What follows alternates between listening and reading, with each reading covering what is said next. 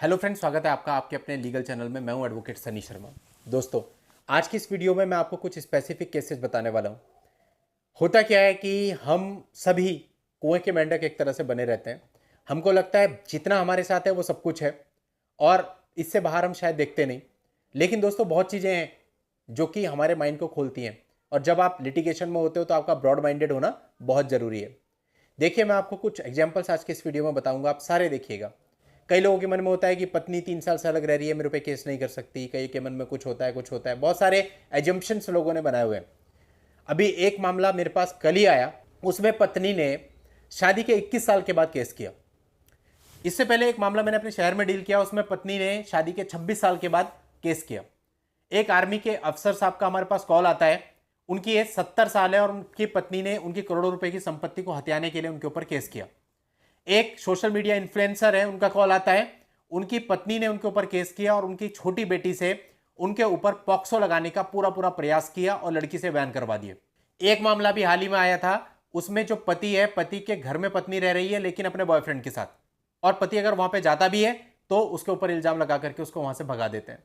एक मामला पंजाब का आया था, वहां पर पत्नी ने अपने पति का पूरा घर हथियार रखा है और उनके ऊपर डीवी केस भी कर रखा है और एक ही घर में रह रही है, उसी घर में रहते हुए डीवी केस चला रही है। एक मामला हमारे पास आया था, उसमें जो लड़की है वो पहले से शादीशुदा थी और जिस लड़के से पहले शादीशुदा थी उस लड़के पे पहले 376 चलाया था, बाद में शादी करी थी। और अभी जो करंट हस्बैंड है उसके ऊपर 498 और संबंधित धाराओं में परिवार के 14 लोगों पर, यानी जो बहुत दूर दूर रहते हैं, 14 लोगों के नाम इन्वॉल्व करें एफआईआर में। एक मामला हमारे पास आया था छत्तीसगढ़ का, वहां पे क्या था कि एक एफआईआर के अंदर पूरे के पूरे गांव का नाम डाला हुआ था, जिसमें पति ने पत्नी को चैटिंग करते हुए पकड़ लिया और पकड़ने के बाद पत्नी ने बोला कि मैं तो चैटिंग करूंगी, इसी के साथ रहूंगी, तेरे को जो करना है कर ले। और पति के साथ ही रह रही है और रोज पति के सामने, इवन सुहागरात वाले दिन भी पति के सामने अपने आशिक से बात कर रही थी। एक मामला आया था जिसमें जो बहू है उसने अपनी सास को सेफ्टी पिन से अटैक किया। एक मामला आया था जिसमें पत्नी ने अपने पति के सिर पे ईंट दे मारी और उसका सिर फट गया। इवन उस मामले में सीसीटीवी कैमरा रिकॉर्डिंग भी मेरे पास है। एक मामला आया था जब पत्नी अपने ही जीजा के साथ भाग गई और बच्चे को भी ले गई और फिर पति और उसके पूरे परिवार वालों पर केस कर दिए।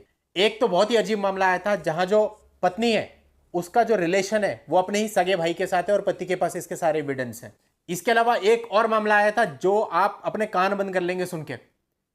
पत्नी का अपने पिता के साथ अफेयर है, जो पत्नी और उसके पिता के साथ बातचीत है जो कि पूरे तरह से अश्लील है और वो रिकॉर्डिंग मेरे पास अवेलेबल है। अब आप सोचो, इससे ज्यादा भद्दा कुछ हो सकता है? कितना ज्यादा नीचे गिर गए हैं लोग।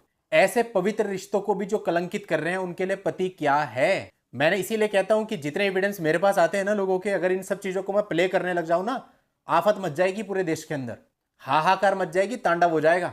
समझ जाओ इस तरह के काम क्यों करते हो कि कल को आपको दुनिया के सामने शर्मसार होना पड़े।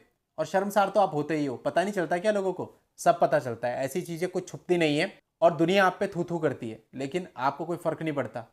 तो दोस्तों, ऐसा एक्सपीरियंस जिस दिन आपको मिलेगा ना, इतनी सारी चीजों के बारे में, ऐसे ऐसे केसेज, और इवन ऐसे ऐसे केस मैंने देखे हैं जब मेरे सामने लड़के ने अपनी जान दे दी इन सब चीजों से प्रताड़ित होकर, उसकी बॉडी रखी और उसका भाई मेरे से कॉल पे बात कर रहा है। आप सोचिए क्या हालत होगी उस परिवार की। और क्यों? क्योंकि एक फॉल्स केस लड़की ने दर्ज कराया था 376 का, और लड़के ने ऐसा कुछ किया नहीं था। लड़के ने सिर्फ इतना किया था कि शादी तय हुई थी, लड़की ने कहा मेरा कहीं और अफेयर है, तू मना कर दे घर पे। उस लड़के ने मना कर दिया। लड़की के घर वालों ने कहा नहीं, तुझे तो शादी तो करनी पड़ेगी। उसने मना कर दिया और उन्होंने 376 का केस अपनी लड़की से उसके ऊपर लगवा दिया। उसको जेल हुई, जेल में वो मेंटल ट्रॉमा में गया और जब उसको बाहर हॉस्पिटल ले जा रहे थे उसकी डेथ हो गई। अब आप बताइए, किसी के घर का चिराग आपने बुझा दिया अपनी एक बेवकूफी की वजह से, अपनी लालच की वजह से, किसी क्योंकि आपके मन में था कि या तो शादी हो या फिर हम 376 लगवा करके इनसे पैसे ले लें। और अब एक नहीं, पूरे देश को पता है कि क्या चल रहा है, इसलिए जस्टिफिकेशन देने की बिल्कुल जरूरत नहीं है। कौन सही है कौन गलत है, आंखें खुली हैं, सबको दिखता है। जो सही होगा उसको सही बताएंगे, जो गलत होगा उसको गलत ही बताएंगे। पता नहीं कितनी सारी महिला क्लाइंट्स हैं हमारे पास और वो सब हमारी इज्जत करती है। कारण क्या है कि अगर वो सही है तो हमने हमेशा उनका साथ दिया, लेकिन जहां पर इस तरह की महिलाएं इस तरह की हरकतों पर उतरती हैं वहां पर हम उनका साथ देंगे, ये कभी हो नहीं सकता। हमेशा बात सच की करनी चाहिए। दोस्तों, अब इन चीजों को खत्म करना बहुत ही जरूरी होगा और ये खत्म ऐसे ही होंगी, आपके प्रयास से, हमारे प्रयास से, उनके प्रयास से, उनके प्रयास से, सबके प्रयास से मिल करके आवाज कभी तो कानों में पहुंचेगी। कभी तो इस पे एक्शन लेंगे या इंतजार करेंगे अभी कि और बहुत सारे परिवार बर्बाद हो और बहुत सारे लोगों के चिराग घर के बुझ जाएं।